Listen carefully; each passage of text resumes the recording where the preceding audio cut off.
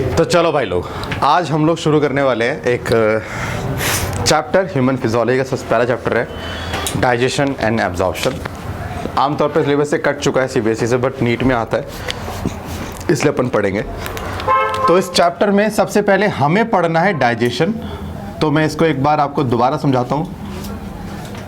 हम ये पढ़ चुके थे, सेल जो होता है, सेल मान लीजिए भूखा है, सेल को नीड है प्रोटीन की। सेल को किसकी नीड है? प्रोटीन की। या मान लीजिए सेल को नीड है शुगर की, या सेल को नीड है फैट्स की। तो मैंने आपको एग्जांपल ये बताया था कि अगर हमें एक बहुत बड़ा ट्रक अपने घर में लाना हो, तो जो ट्रक का साइज़ है और जो हमारे घर का गेट है, ये दोनों थोड़े अलग होते हैं। घर का गेट छोटा होता है, ट्रक का साइज़ बड़ा होता है। अगर आप किसी भी इंसान से पूछेंगे कि क्या मैं ट्रक को घर के अंदर ला सकता हूँ, तो हर बंदा बोलेगा नहीं। लेकिन ट्रक को घर में लाया जा सकता है अगर हम ट्रक को टुकड़ों में या पार्ट्स में डिवाइड कर दें और उन पार्ट्स को घर के अंदर ला सकते हैं। भाई पार्ट्स आप ऐसे बनाइए कि गेट के साइज से छोटा हो, तो आप टुकड़ों को लाकर घर में टुकड़ों को जोड़कर फिर से ट्रक बना सकते हैं। और कायदे से क्या होगा, आप एक ट्रक जो बाहर था उसे अंदर लेकर आ गए, सेम उसी गेट से लेकर आए, ना तो आपने गेट काटा पीटा। अब आधे लोग हैरान हैं कि आपने ऐसा किया कैसे। तो यहाँ पे एक ही तरीका आता है कि उसको आप टुकड़ों में तोड़ो, टुकड़ों को अंदर लाया जा सकता है। इसी तरह से आप प्रोटीन, शुगर, फैट को ट्रक मान लीजिए। अब इसको सेल के अंदर जाना है, लेकिन सेल में जितना स्पेस होता है इनके जाने के लिए वो सफिशिएंट नहीं होता। प्रोटीन जो है, मान लीजिए ये प्रोटीन है। अब प्रोटीन का जो साइज़ है वो साइज़ इतना बड़ा है कि वो सेल के उस छोटे से पोर से अंदर नहीं जा सकता। तो इस केस में एंट्री कैसे होगी? तब इस केस में एंट्री के लिए क्या होता है, प्रोटीन अपने आप को छोटे छोटे पार्ट्स में डिवाइड कर लेगा। क्या कर ले? छोटे छोटे पार्ट्स में। और इन पार्ट्स की एंट्री सेल के अंदर हो सकती है। इसी तरह से अगर शुगर है, तो शुगर भी एक कॉम्प्लेक्स मॉलिक्यूल है जिसका साइज ऐसा होता है, इतना बड़ा होता है कि सेल के जो स्पेस होते हैं उनके थ्रू इसका जाना पॉसिबल नहीं हो पाता। तो अगर इसको सेल में जाना है तो इसका भी क्या करती है सेल, इसको छोटे छोटे पार्ट में स्प्लिट कर देती है और इन छोटे पार्ट को सेल में अंदर लेके जाया जा सकता है। अगर फैट्स को अंदर लेके जाए तो फैट्स के लिए भी सेम काम करना पड़ता है। तो हम ये कह सकते हैं कि जो भी हम फूड कंज्यूम कर रहे हैं वो कहीं ना कहीं या तो प्रोटीन होगा, या शुगर होगा, या फैट होगा। हाँ कि ना? लेकिन मजे की बात, वो हमारे सेल के अंदर तो जा नहीं सकता, और मजे की बात वो हम खा इसीलिए तो रहे ताकि सेल तक पहुंच जाए।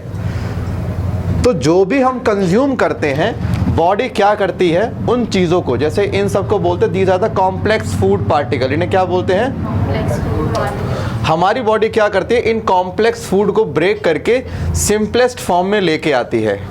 क्योंकि सेल में एंट्री सिर्फ किसकी पॉसिबल है? सिंपलेस्ट फॉर्म की है। आपको पता है हम ना कॉम्प्लेक्स फूड एब्जॉर्ब भी नहीं कर सकते।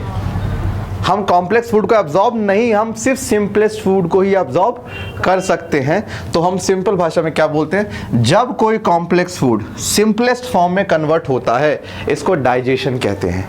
जैसे प्रोटीन का अमाइनो एसिड में कन्वर्ट होना, और सेलुलोज का ग्लूकोज में कन्वर्ट होना, ग्लाइकोजन का ग्लूकोज में कन्वर्ट होना, फैट्स का फैटी एसिड और ग्लिसरॉल में कन्वर्ट होना, ये जो कन्वर्जन है, this conversion will be known as digestion.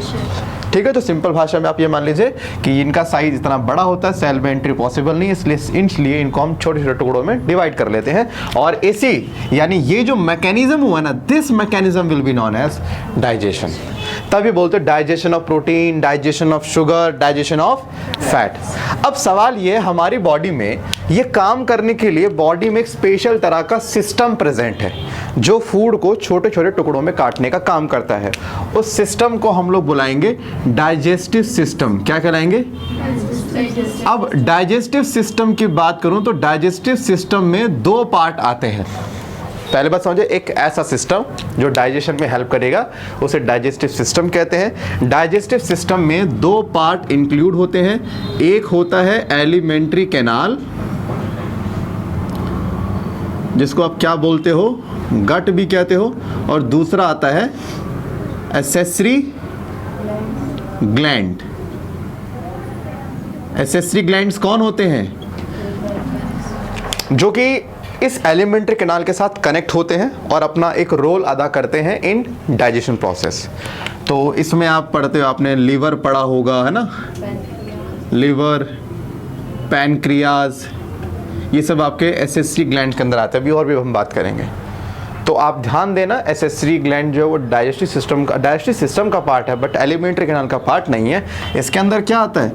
Oesophagus, stomach और इंटेस्टाइन, है ना। इसमें आप स्मॉल लार्ज जो मर्जी मान लीजिए, ऐसे ही होता है। तो ये आपका है डाइजेस्टिव सिस्टम। तो मैं अभी आपको क्या बताने वाला हूँ, मैं आपको डाइजेस्टिव सिस्टम का सबसे पहला पार्ट जो कि हमारे इस माउथ का है, हम वो करने वाले हैं, राइट। तो शुरू करें।